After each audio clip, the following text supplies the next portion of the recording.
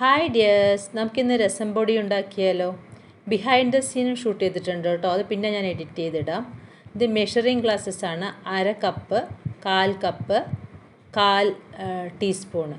ഈ മെഷറിങ് കപ്പുകളൊന്നും ഇല്ലെങ്കിലും നമുക്ക് രസം പൊടി ഉണ്ടാക്കാം. സാധാരണ ചായ കുടിക്കുന്ന ഗ്ലാസ് എടുത്ത് അതിൻ്റെ 1/2 കപ്പ്, അതിൻ്റെ 1/4 കപ്പ് എടുത്താലും മതി. ഏത് പാത്രം എടുക്കണോ അതിൻ്റെ അളവിലെടുക്കുക. അതിന് ആദ്യം 1/2 കപ്പ് മല്ലി ഒന്ന് ഡ്രൈ റോസ്റ്റ് ചെയ്തെടുക്കണം. ഞാൻ എല്ലാ ഇൻഗ്രീഡിയൻസും ഫ്രഷായി വാങ്ങിച്ചതാണ്. ഇനി അതിൽ തണുത്ത് പോയിട്ടുണ്ടെങ്കിലോ എന്ന് വിചാരിച്ച് ഓരോന്നും സെപ്പറേറ്റായിട്ട് വറുത്തെടുക്കണം. ഇനി ഒരു 1/4 കപ്പ് കുരുമുളക് എടുത്ത് ഒന്ന് വറുത്തെടുക്കുക. ഒരു മണമൊക്കെ വരും. മല്ലിയിലേക്ക് ഒന്ന് കൊട്ടി കൊടുക്കാം. പിന്നെ ഒരു 1/4 കപ്പ് ജീരകം, അതും ഒന്ന് ഫ്രൈ ചെയ്യുക. ഈ മടി പിടിച്ചിരിക്കുമ്പോൾ നമ്മുടെ സഹായത്തിനെത്തുന്നതാണ് രസം. 1/4 ടീസ്പൂൺ ഉലുവ, 5 വറ്റൽമുളക്, 2 തണ്ട് കറിവേപ്പില, ഒരു ചെറിയ കഷ്ണം കായം. ഇനിയിപ്പോൾ കായം വേണ്ട എന്നുണ്ടെങ്കിൽ 1/4 ടീസ്പൂൺ കായപ്പൊടി ഇട്ടാലും മതി.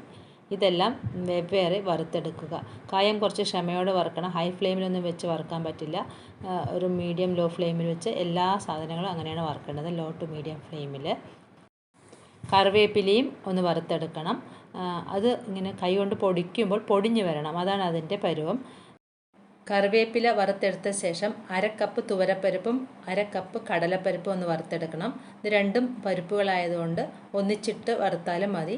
ഒരു നന്നായി റോസ്റ്റ് ചെയ്ത ശേഷം നമുക്ക് എല്ലാ ഇൻഗ്രീഡിയൻസും ഒന്ന് തണുക്കാൻ വെച്ച് മിക്സി ജാറിലിട്ട് പൊടിച്ചെടുക്കാം. ഇനി രസമുണ്ടാക്കാൻ വളരെ എളുപ്പമാണ്. എളുപ്പപ്പണി പറഞ്ഞു തരാം. ഒരു പഴുത്ത തക്കാളി എടുത്ത് നല്ലപോലെ ഉടച്ച ശേഷം അതിലേക്ക് പുളിവെള്ളം, കുറച്ച് വെളുത്തുള്ളി, മഞ്ഞൾപ്പൊടി, ഉപ്പ്, 1 ടീസ്പൂൺ രസപ്പൊടിയും ഇട്ട് മിക്സ് ചെയ്ത ശേഷം ഒന്ന് താളിച്ചെടുത്ത് കഴിഞ്ഞാൽ, കറിവേപ്പില ഇട്ട് താളിച്ചെടുത്ത് കഴിഞ്ഞാൽ നമ്മുടെ രസം റെഡി. ഒരു മുട്ട കൂടി പൊരിച്ചെടുത്താൽ അടിപൊളിയായി. ഈ വീഡിയോ നിങ്ങൾക്ക് ഇഷ്ടപ്പെട്ടെന്ന് വിചാരിക്കുന്നു. Thank you dears.